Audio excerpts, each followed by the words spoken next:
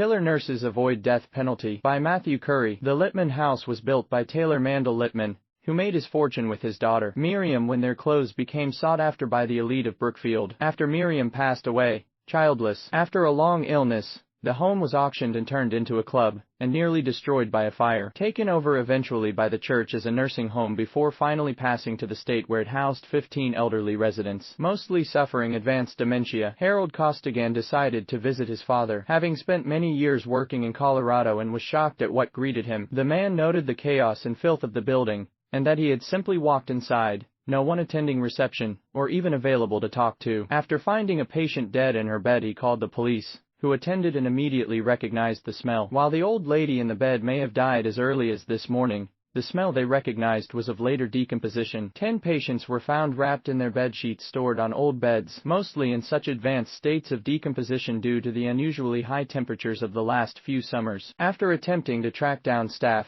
most of whom claimed they'd found new jobs several years ago after not being paid, they found Eileen Murtaugh and Vincenza Crew still had recent dates on their clock cards. Both were visited by police, Murtaugh claiming she did what she could for the elderly patients, but with no other staff and little resources. She was overwhelmed by the workload. Crew claimed similar, and both were questioned about the smell. They admitted to storing the bodies of patients who had passed upstairs as they needed the money to improve the lives of the current patients. When a coroner conducted an examination, he noted some issues with skull fractures and broken neck bones. Crew claimed these were the accidents that killed the patients due to understaffing. Murtaugh, however, broke down in tears and claimed Crew had murdered what she felt were troublesome patients. Crew was outraged and blamed Murtaugh for the crimes. A search of their apartments found Murtaugh in possession of many trinkets that families of the dead claimed belonged to their relatives. Crew said she felt no compassion for her charges, but she wasn't going to take the blame for crimes she didn't commit. Murtaugh continued to deny her involvement, claiming Crew had given her the items as gifts. Despite recent abolishment of the death penalty, people asked for temporary reinstatement. Judge Melvin Bailey instead sentenced both women to life without parole.